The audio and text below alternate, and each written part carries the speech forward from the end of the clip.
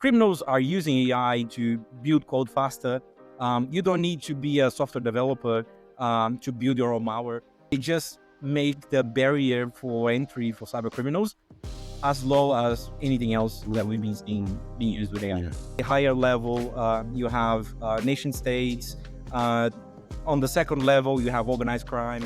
I would expect that by now we already have some sort of like evil LLM as a service. We cannot be 100% sure that the person that we are seeing, the person that we are hearing, is really themselves. It could just be a deepfake. And the most important skills that will help anyone, in my view, will be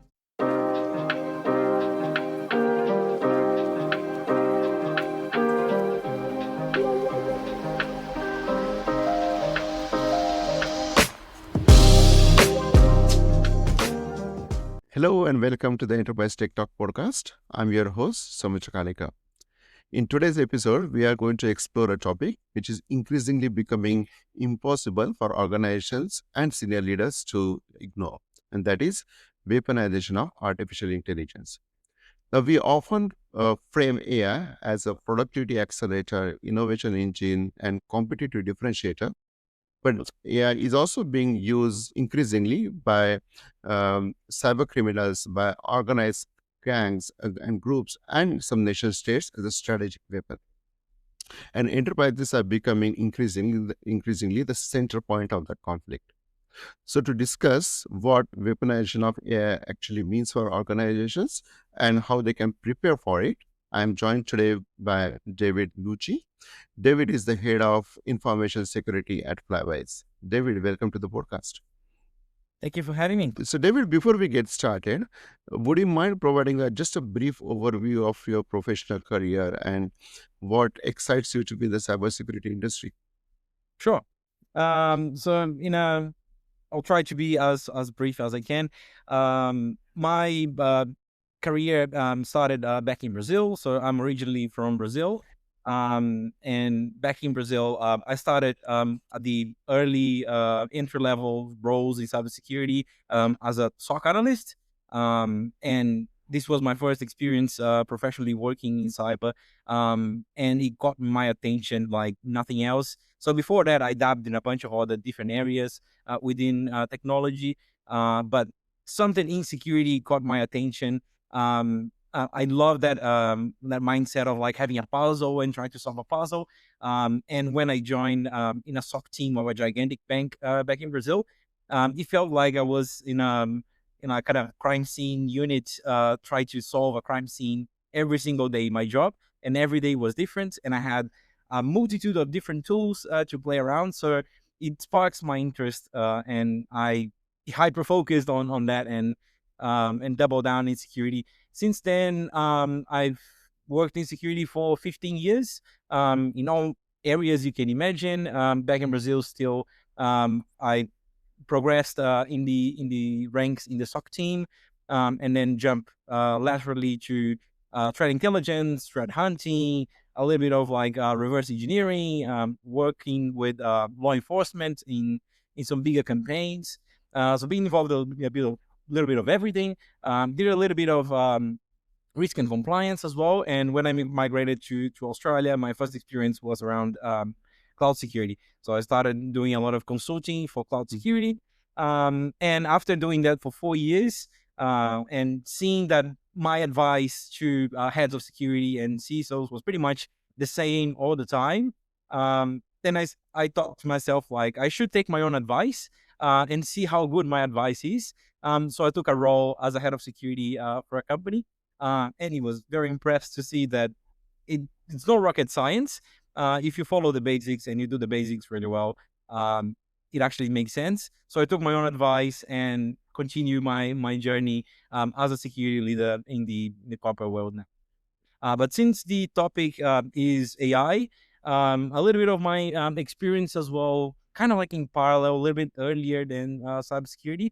Back at uni, I was studying the first ever cybersecurity bachelor's degree in Brazil at the time. And my capstone project, it was treated, because it was the first time that they had that course, and it was still fairly new compared to the other technology courses as well.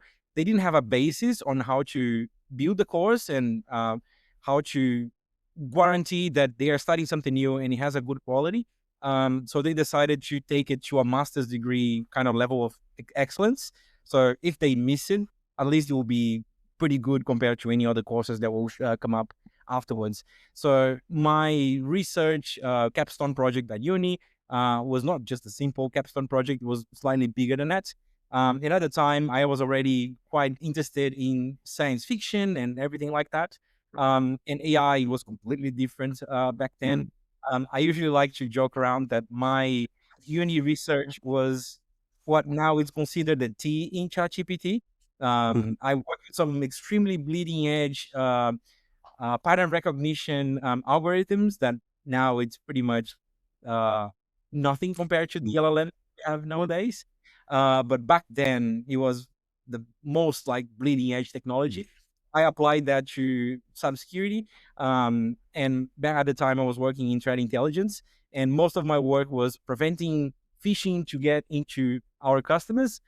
So I built this very simple AI that will check a list of like millions of URLs per day. And you would check across 14 different parameters and will come back saying if it was phishing or not. And the accuracy will be based on those parameters, how much it could match to a real phishing based on the training data.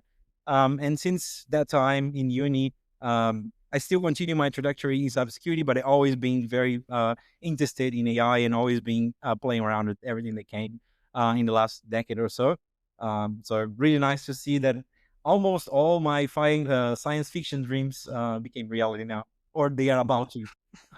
Yeah, great, great. I'm sure this will definitely help in that case for our audience as well to cut through the hype and focus on really what their organizations need to really prepare for. So let's start, David, with a very grounded question. When we talk about weaponization of AI, people immediately think of autonomous weapons or some sci-fi scenarios. But from your perspective, how artificial intelligence is influencing at a global scale, the economic, the information, or cyber warfare? I think my two best references, and I took the name of the author because if you want to put in the references or in the link later on, it could be useful. So my two best references that I have at the moment, at a very high level, when I need to explain to boards, for example, or executives, the state of the AI, where we are, where we're going. I have a very extreme in the positive side and a very extreme the negative side. And based on those two, I build my own like balanced view comparing those two. So in the positive side, I have Yuval Noah Harari with the book Nexus, and he talks about all the cool uses that AI will have in the future and how it's going to save and improve our lives, and how the human species will evolve in something different because of that. And on the other side, I have the mathematician Ray Kurzweil with the book The Singularity is Nearer. He had a book called The Singularity is Near, and he updated to another one calling The Singularity is Nearer. And apparently he's working on a third one that is even nearer or something like that. So his side is a lot more pessimistic, a lot more negative. So what I usually see at the moment, and I like Harari's view on that one, whoever owns the content, whoever owns the information, will be able to weaponize or use this in the way they want. And he very specifies the word information instead of the word truth, because if you have the information, you can manufacture your own truth. And this is where, in my point of view, the biggest problem lies. If you have enough information, and if you have a data lake or enough information of a person, you can simply predict. And we have countless of examples. And this is probably where most of the problem is all these aggregators of information. When you put that information to something malicious, this is where the problem lies. So for example, when I started in cybersecurity, this was completely new, and now it's pretty much just a normal everyday. There are cyber criminal groups that are only focused in collecting data and selling insights, kind of like what Experian does it in a more like legal and mobile Legal. way. Criminals have those sort of services as well. So they collected information from people, for example, where you live, how much you earn, what are your contacts, and because they have the information of so many people, they can draw a map and see like, oh, how you compare to your neighbors, what possessions do you have compared to everyone around you. Would you be a target to a specific extortion attack based in what you have?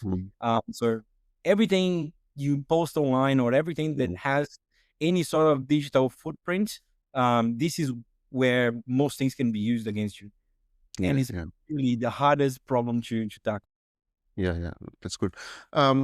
So, and to paint a higher, broader picture at high level before we take a deep dive again, um, uh, how AI-driven threats are fundamentally different in your view compared to the threats we used to deal with, say, last 3 to 5 years Mhm. back?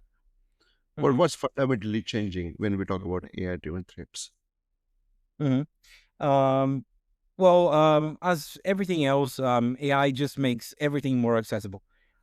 So we've been using all the copilots and AI agents and ChatGPT and all the likes and Claude and everything.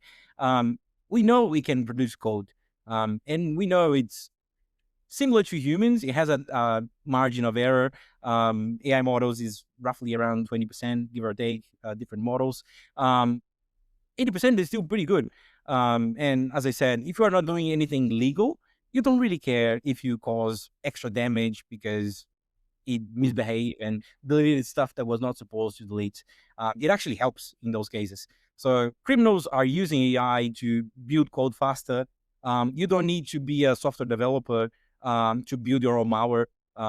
You can just download an LLM that doesn't have any of the ethical constraints, and you can just prompt it the same way you can prompt an AI to help you with a spreadsheet. You can prompt it to create a polymorphic malware that will be unique for every single computer that you compromise, and it always change. So how the previous generation of anti-malware defenses were based in signatures. Now we are evolving a little bit to catch up, but you already disables and neutralizes all the signature based, because if it changes on every single compromise, you simply cannot track any parameters. You can add a few other things, and AI can help on both sides, but it just make the barrier for entry for cyber criminals as low as anything else that we've been seeing being used with AI.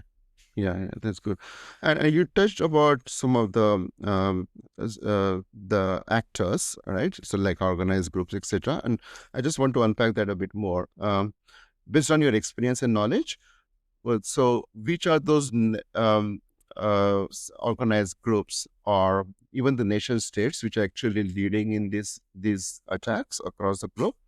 And probably a follow-up question to that is, are they following the same techniques and are their objectives the same, or they have different objectives and they potentially follow different techniques as well? Yeah, so the way I usually like to illustrate is in a pyramid with 4 levels, if I remember correctly. So at the higher level, you have nation states. On the second level, you have organized crime, those tier one threat actors that you see in the news, that they have a funny name and you see them all the time. On the third level, you have more independent groups, for example, those more like low-level defacement groups or individual, like curious people try to find things, hack activists as well. And at the lowest level of the pyramid, you have opportunistic. Someone just playing around, they happen to found something, they exploit it. We had some similar attacks happening in the past in Australia, where someone just accidentally bumped into something and it become a data breach, gigantic data breach later on. So I usually see, like, even if you put that pyramid and overlay all the security and AI things that are happening at the moment on top, the same thing continues working. The highest level, the nation state sponsored threat actors. They are extremely more sophisticated. Their usage and their use cases is way more sophisticated than the second level. Their motivations is usually geopolitics. The second level, it's more like financial gain. The third level is usually they have more like political or some sort of agenda that they are pushing rather than just financial gain. And the last bottom one is just whatever they can find. It's just an opportunistic, they bump into something. So if you break in those four levels, the same thing applies. At the highest level, you have their own like custom built AI models for that specific use of attacking other nation states. We already have ransomware as a service for a long time in the industry at the second layer of the pyramid. So I would expect that by now we already have some sort of like evil LLM as a service to build exploits, for example. The third level will be someone with enough dedication going to any commercial AI and try to create exploits and jailbreaks and try to find ways to abuse and bend the rules slightly. And the last one, continue as is. They will use something ready that was distilled from the higher level of the pyramid and eventually gets to the lower levels. So as the same happens with vulnerabilities, for example, if a country, nation state has a 0 day that the other country, their enemies don't know about it, they will use that as a weapon. As soon as they know that their opponents are aware of these, they release to the public, everyone patches. So it disables the enemy weapon. They lose one, but it also disables the opponent. But that just drops one level. It goes to the threat actors in organized crime. They will use that to build their platforms as a service and continue their campaigns. Once that gets beat up too much, it goes open source, for example. It gets to the third level for them to cause havoc in the internet. And eventually it trickles down to the fourth level as well. Yeah. And the topmost actors in your pyramid, which I would imagine would be highly organized and potentially also highly well funded, right? Yes. Do you see, so while they will potentially focus more of a nation to nation kind of conflicts, but are we seeing now they are finding organizations, enterprises within in the other country, other nations as being more soft targets or proxy targets? Yeah, so this is something that I also try to explain and make sure that people are aware of that. Like it or not, even if we are directly involved in a conflict or not, we are also, all of us, all us as individuals and as a companies, we are collateral damage for those criminal actors, because everything is based on the supply chain. I might not be the final target for them, but I could be one hop in a big chain of attacks that they need to perform to get it to somewhere else, because they already discovered that this is the weakest link. The same way we have some extremely sophisticated systems that can check your entire cloud environment, for example, and figure out what scenarios, like if this gets compromised, and then you get to this, and if this gets compromised, you get to this. Criminals also have this level of intel, probably way better than ours, because they don't have, again, ethical or legal constraints that we have. So they know who they are attacking, especially the top two levels of the pyramid. They know exactly who they are attacking. And as I said, you might not be the end target. You might just be the vehicle that they need to get to the next level. Yeah, yeah. Okay, so let's also unpack then, and you mentioned this earlier about AI being a kind of force multiplier, right? It accelerates the attacks, right? And but with AI, it's not only the traditional ways of cyber threats, right? AI also comes with its own new types of threats like deepfakes, disinformation, and few other things, right? So from corporate perspective, what are those different types of threats are we organizations should be more mindful of, apart from just those traditional threats? Mhm. Yeah, so the on the traditional side of things and the common attacks that we see, I usually use the analogy that AI works as a magnifying glass. Everything that you put AI on it, it will get bigger, it will be faster, more efficient. If you have problems, the problems that comes with it will be bigger as well. And this is where those problems exist. On the more like novel attacks, so AI can be used, as you mentioned, with deepfakes. We've seen a few cases already of deepfakes being used to call finance departments, for example, and execute transfers. And you are hearing the CFO making an order.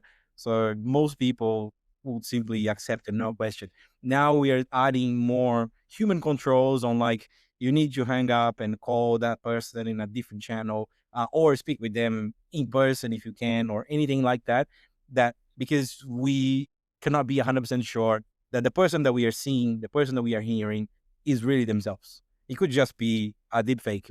And a good example of that, there are many uh, celebrities or influencers on social media that are completely virtual. They simply do not exist, and people don't know. And they have tens of millions of followers. They do advertisements for other brands, and people have no clue that they are. People see like, oh, it's an influencer, an Instagram, or a blogger, something like that. But they don't even exist. It's just like an LLM model that's being trained to look like that random person. And the same thing we can see in the most basic sort of attacks, email phishing. Nowadays, because of all the AI can collect a lot of information a lot faster than us, and it can correlate information that we usually cannot, at least easily. So, for example, there are LLM open source models used as proof of concept. A really good one that I like to always recommend. It's called LLM underscore OSINT from Open Source Intelligence. If you put someone's name or a social media handle in that LLM, it will search the entire internet for that person, and will build the personality profile of that person, including Myers-Briggs personalities scale, including what was the other one? The Young's personality archetypes. He knows what the person does. He knows what the person likes. He knows the hobbies, and he builds like the entire profile. And then based on that, he can create a phishing email with information that that person will click 100%, close to 100%, because like you touch all the soft points of that person. So once the person reads that email, you will fall for it. Or at least will be the initial point of starting a conversation and then tricked in something else. So it could be as simple as the very old school phishing email, all the way to the extremely sophisticated calling someone, pretending to be someone else, or jumping in a Teams meeting, pretending to be someone else, all the way to even more nefarious options. We already seen people being hired into companies to be an insider, and everything they've done was through AI. So all tech challenges, interviews, like with camera on and everything, and it was just an AI model with someone behind operating, just to get hired, be an insider, and then from there continue their campaign. Yeah. At a level, it's not only amusing, but also potentially a bit unbelievable as well. But it does talk about the importance of elevating the security culture and awareness within organizations, because people, we as humans, we inherently trust the if we see the people we already know, right? So, in your view, are organizations in general doing enough to generate that awareness about these new types of AI driven threats like deepfakes, etc., or are it's still significant gaps? I would say awareness as a whole is still a big gap in most organizations. For example, you don't see many companies with dedicated resources for security awareness, for example. Most companies, they only have the bare minimum, like one course that you have to do once a year, which is the same one that you've seen for the last 20 years. And it's just like 5-7 slides that you have to pass, and you can complete in a minute. So if you put that into perspective, yes, most companies are not even to the standard of the basics in security awareness, let alone AI. There are some pockets in businesses that are pushing for AI. So, for example, engineers, developers, more technical people, and high-level executives for interesting reasons are pushing AI really hardly. and for them makes sense. So because they are experiencing playing testing, they get exposed to the risks of using those technologies very quickly. But there are even bigger pockets in the business that are completely unaware of what exists. Yeah, yeah. Let's talk about the technology infrastructure in general within organizations. And are there, I just want to unpack if there are any specific areas or aspects of technology infrastructure which are more prone to AI attacks if they are vulnerable compared to others. So, for example, when it comes to the customer data or identity systems or something similar, or digital platforms, do you see, based on your experience again, do you see if some areas of technology infrastructure are more prone for AI driven attacks compared to others?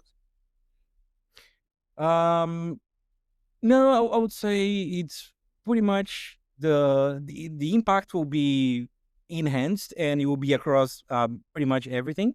Especially as I mentioned before, AI just works as a magnifying glass, Mhm. so it just makes the old problems bigger. Still, our biggest problem is the squishy human behind the keyboard. It's still the easiest thing to manipulate, so that will continue uh, with no doubt. But our systems as well, uh, bigger companies, for example, they have a lot of legacy. It doesn't take much for an AI to discover a problem and then exploit that in ways that we haven't even considered. Um, and a good example of that, I don't remember it was HackerOne, so the bug bounty platform. Mid last year, if I remember correctly, I used it called XBOL, got the top one ranking global in HackerOne vulnerability disclosure bug bounty platform. And it later on was discovered that this was a AI LLM that was exploiting pretty much everything they could see, and then building the proof of concepts and submitting to HackerOne. So it can discover a lot of things for a lot of things and a lot faster than us. So Yeah. we are, as I said, in a disadvantage. So in my opinion, it's kind of like a arms race. We need to fight fire with fire. Otherwise, if we don't use it, we'll be way behind. Yeah. Yeah, you are right. It's a fire with fire. And but the fact remains that most of the organizations still are applying and using the traditional security techniques, right? Mhm. So, in your view, how organizations should think of improving their overall security architecture or security governance aspects to particularly focus on these new AI-driven threats when the speed is just so much. Yes. Um, So two main points on that side. So the first one, just I think the best way is simplification and do the basics really well. As I said, AI will one of the biggest loopholes or the biggest issues that AI will use is it makes problems bigger. So if you have your basics, any gaps in your basics, those gaps will be a lot bigger when AI touches them, or when any processes gets integrated with AI and things like that. So the basics is just look at, like, for example, essential age, needs CSF.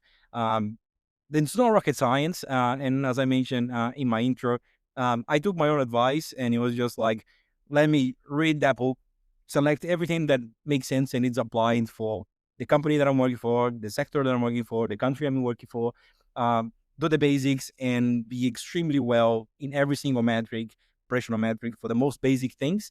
And that will give us a good starting point to start thinking about AI.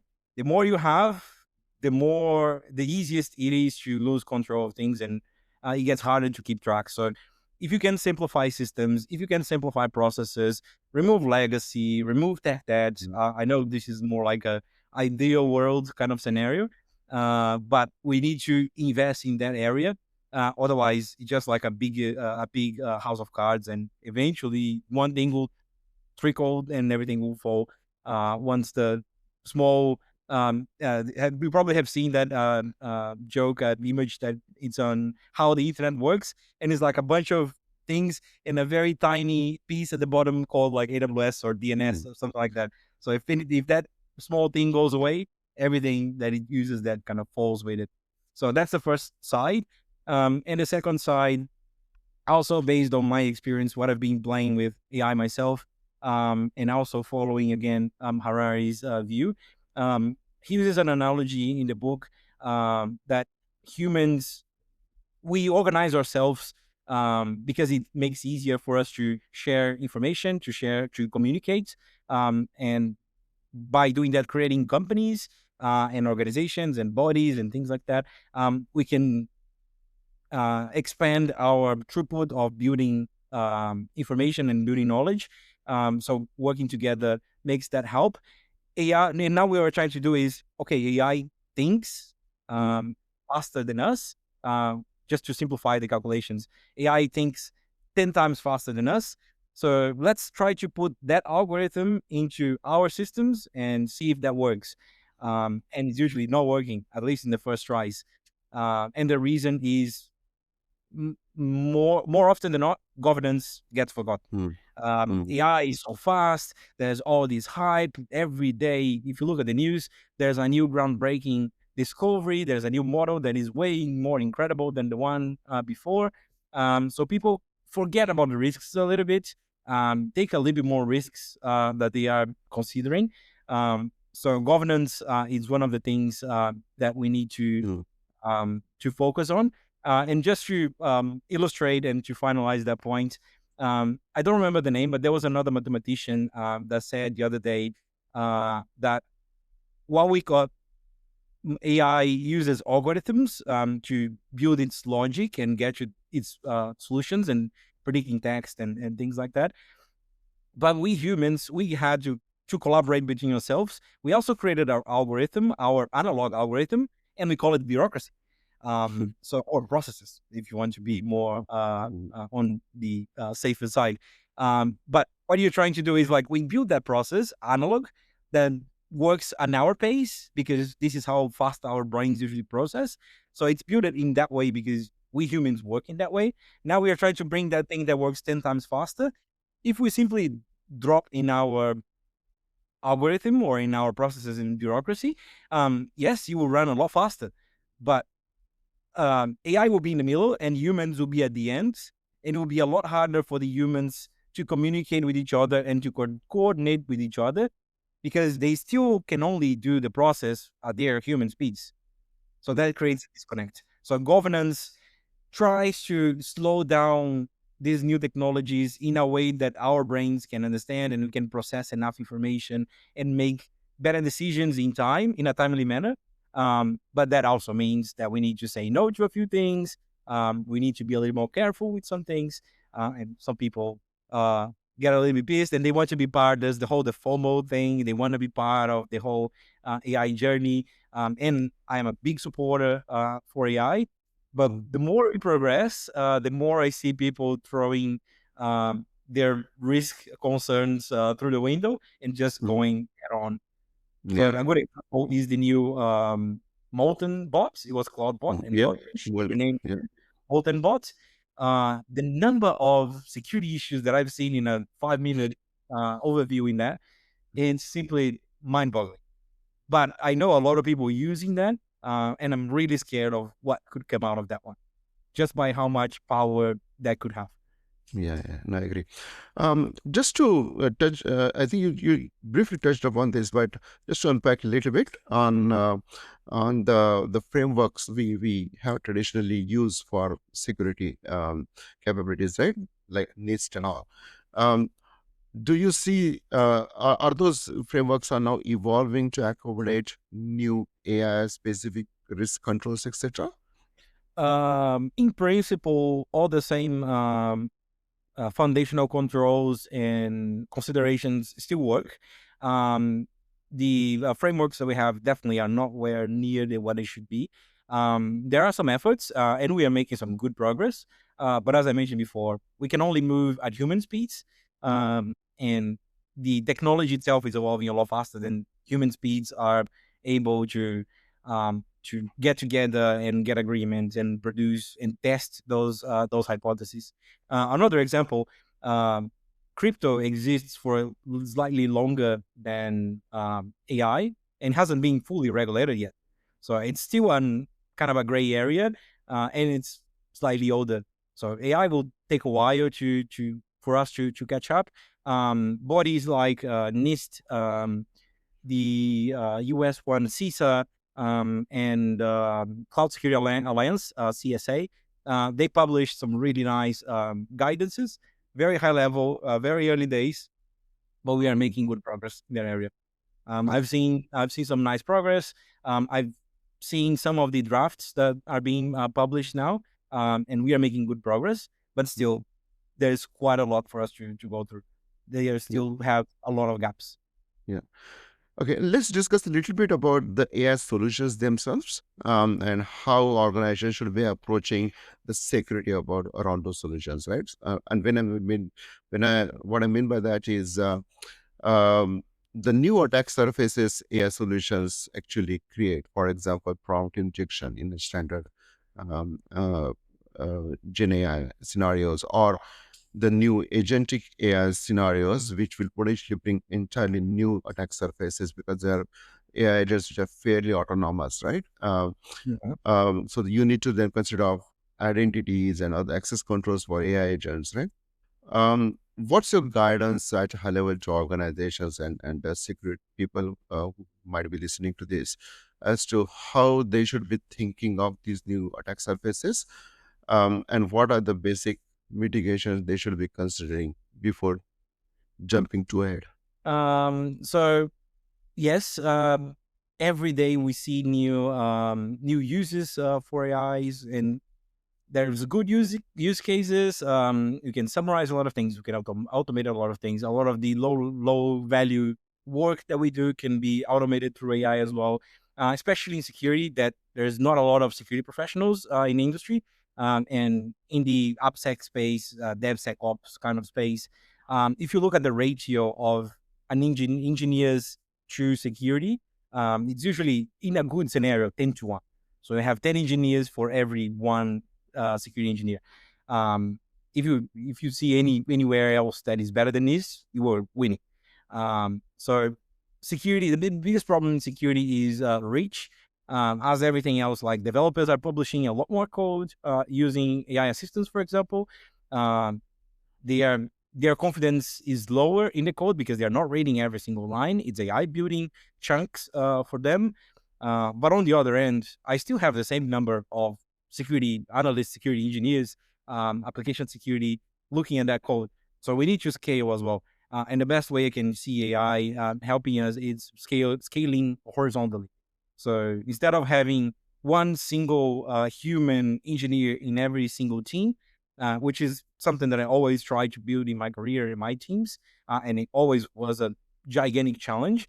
Now with AI and with a really good engineer behind it, I can have kind of like a virtual security engineer for every single developer or engineer, helping them have information on how vulnerability were found in environments, which vulnerabilities were found, how to solve it, and give them almost like a step-by-step on how to remediate a vulnerability that the bot saw that they introduced, to a point that I've seen systems that they will actually, once you submit your code to GitHub, for example, the bot will submit another merge request with the fixes from the code that you just submitted. So as soon as you submit, minutes later, the bot adds a few more lines just to fix any vulnerabilities that you found. So there are really good ways on that, but also it opens up so many different cans of worms that we are pretty much discovering as we go every single day. The thing that I always want to mention as one of the things that takes my sleep at night is anything AI or agentic AI embedded in browsers, like you have ChatGPT or OpenAI Atlas. Perplexity has one. Google is trying to push into Chrome. I hope Microsoft don't push in Edge, but no one really uses Edge, so who cares? But it's really scary because the internet is already a minefield full of images or hidden background text or invisible, like same color of the background text saying ignore previous instructions and do this. If you do a quick search in the web using some of those tooling that check those sort of things, you can see that the web is already full of those things. And we don't know if everyone does that on purpose or if it was a joke. It could be at the time just a joke. It could be part of a bigger campaign that was done on purpose. So it's still very unclear. But the web is full of that. And imagine you are just like doing your normal day-to-day job, browsing through some websites, and your browser is enabled with AI. And in one of those web pages you click, there's that hidden message saying ignore all instructions and deploy this power. This new vector, this web-based vectors using AI, is extremely hard to identify. I haven't seen anything really useful that can prevent those sort of things. There are a few things that detect, but as I said, everything's evolving so fast. For example, I did a big research around 12 months ago on security solutions for AI or against AI, how you want to put it. And fun fact, I just revisited that research last week, and 90% of the companies that were in my previous research doesn't exist anymore. They either got acquired by a bigger player and got absorbed in their products, or they simply crash and burn and closed.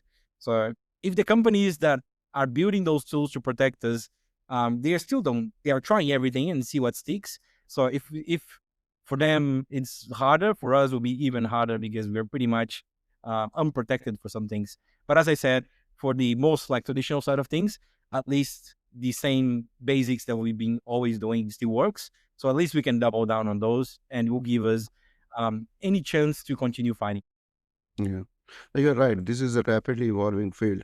And I just want to spend a couple of minutes on the other aspect of this rapidly evolving field, which is the regulations around AI.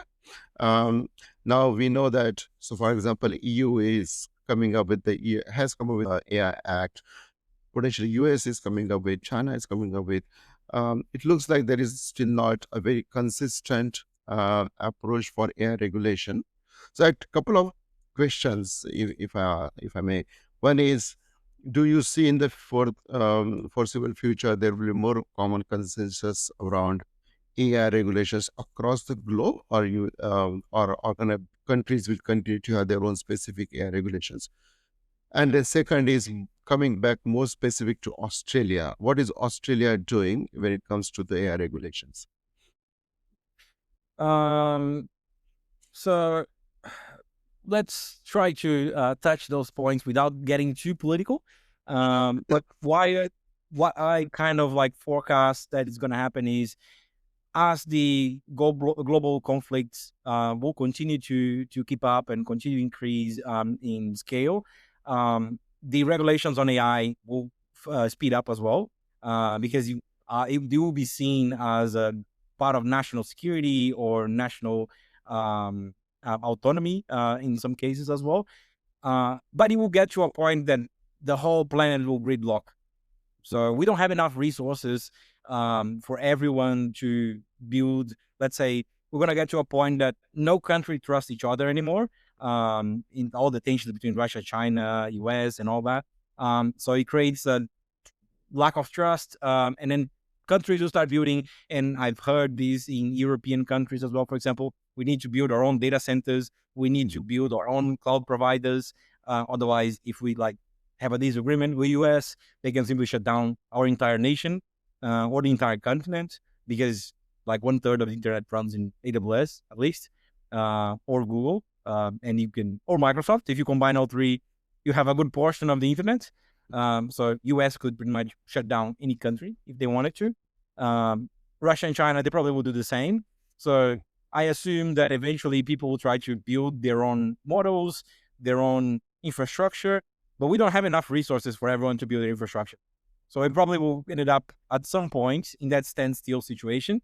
If we don't destroy ourselves in the process, we want to end up in that situation that we need to build data centers. We don't have enough resources to build data centers, and we don't have land to put them. So that's why some big companies, they are already started thinking of like, can we put data centers in orbit? Because we know that it will be really hard to build them inland. And there's the whole like national sovereignty, that another country could attack your infrastructure as well. So it just scales. And on that, there is a quote, just try to remember who said that quote. I don't really remember who was that put that quote. It was probably the same mathematician that said about the algorithm, because I read a book from that guy just recently, and he mentioned that the as the problems or issues that we are trying to solve, they scale in size, a society issue, for example, a global pandemic issue, geopolitical tensions. When it gets to that level, the quality of thought and the quality of action to solve those things diminishes proportionally. So as problems grows, our actions and our impact on that problem diminishes. So as AI continue to grow, security is a very strategic field already. As we see in cyber war and all that, it's one of the new fronts of the war now. I think AI will play a part in somewhere like that as well. But as it gets so high up in the priority and who needs to get together to make those discussions, I think we'll get to a standstill situation very soon. Yeah, yeah. And okay, so coming back to the organizational context, David, um, now AI is an emerging field, and organizations are just, kind of exploring different options to define operating models around AI, right? Some organizations have set up their own AI teams, etc., and potentially us a business owner, and security has traditionally have their own operating models, etc., right? But do you see the how this will play out in the future, where AI and security become two important considerations for organizations to build resilience? Um, is there a common narrative that coming up as to how organizations should think of defining their future operating models around AI and security? That's a very interesting topic.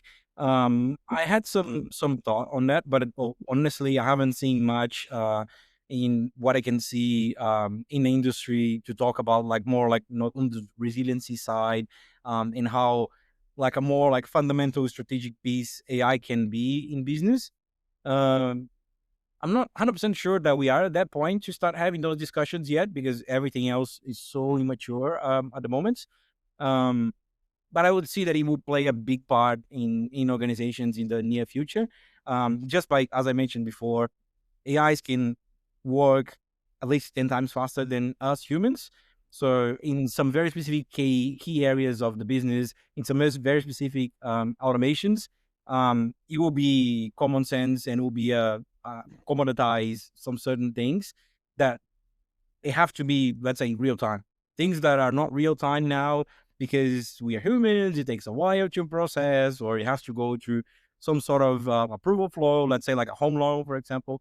Those things will be instantaneous, because that AI model will have so much information about us that will be able to tell, like, yes, this person will pay appropriately, so give them the loan. That person will not pay because we have enough information. And it gets to kind of like a minority report kind of area, like predicting things before they happen. That gets a little bit murky, and there's a lot of ethical concerns around that. They're also still evolving. But I see AI playing a big part in the future in these more like automation, and that part of some areas will be, for example, someone gave this example yesterday to me, and I feel like it actually makes quite sense. In the old days, when I had normal phones with buttons, it was quite straightforward to use buttons in phones and text with the numeric keypads. Now, if you look back with the phones that we have now, it looks crazy to someone to use those phones. AI will be the same. Like, so we'll probably, like, in, let's say, 10 years in the future, we probably will have discussions like, did you really did that? Like, did you had to write that yourself, or did you do like this spreadsheet manually yourself? All this will be automatically done for you. Like, so those more like low level tasks, it will be normalized that they should be instantaneous, because we will have, I hope so, enough computing power and enough information around those systems to be part of that. And once we start rebuilding systems, I imagine there will be a thing as well. So if you ever run a disaster recovery, you know how complex it can be, like the order and where you bring systems back and how you restore it. There's a lot of different routines and a lot of different rituals that have to be done in order to bring a system back up. Giving that to an AI system, for example, that can put them in order and run that order every single time with no flaws will be a lot more efficient than give to a human that probably has been working for the last 3 days without sleep because it was a massive incident that took the whole systems down. It's already tired, not feeling well, and has to make those tricky actions, mess it up something, causes the problem to be even bigger or have some secondary impacts. So I see in those like very specific things that can be reproduced easily, AI will pretty much take over and will be normalized that it's instantaneous. It has to be instantaneous. Yeah. So I think we are almost nearing time. So, but just to build down what you just said, if we look ahead for over next 3 to 5 years, what are the important investments organizations should consider now, whether those are investment skills or technology infrastructure or whatever, will be important for organizations to make those investments now, so that they can be more future ready to mitigate emerging AI risks in the future. Mm-hmm. On skills, but it will be pretty much what I said before. Just do the basics really well and invest in the basics, including education, not just cybersecurity awareness, but education in general. Go play around, go understand how AI work. And the biggest point in here, my mom, for example, she was not really into technology. She saw the evolution from old phones, dumb phones to smartphones, but she was not using it. So once it became normalized to use smartphones, she started struggling because everyone was using it and she was getting behind in the world because she was not using. Same way my grandma did the same with computers. She's like, no, I'm not going to use computers. This is like a gimmick or whatever. And she's now a computer illiterate person. So I'll say keep your eyes open and go play around, go study, go experiment. Be a little bit careful in the security side of things, but go experiment to understand how it works. And the most important skills that will help anyone, in my view, will be, sounds obvious, but is emotional intelligence, critical thinking, and leadership. AI can do all three way better than us, but to have a saying in this new world, would at least have to be good at those things. It's not to be, oh, this is the only thing that humans can do and AI will never be able to replicate. No, eventually they will. But if you have it against another person that doesn't have it, you have this disadvantage in the market. So David, let me close with the final question. Let's say you are having conversation at the board level, right? Group executives at board level, and you want to take the opportunity to highlight maybe one or two important risks which are not talked about much. Can you point out one of those, a couple of examples for our audience as well, as to these are the important risks that boards should be aware of? The most important risks that I see in general are human-based risks still. 96%, if I'm not mistaken, of all data breaches start with a human action, either social engineering or something happen with a specific person on an insider, so they have the motivation or something like that.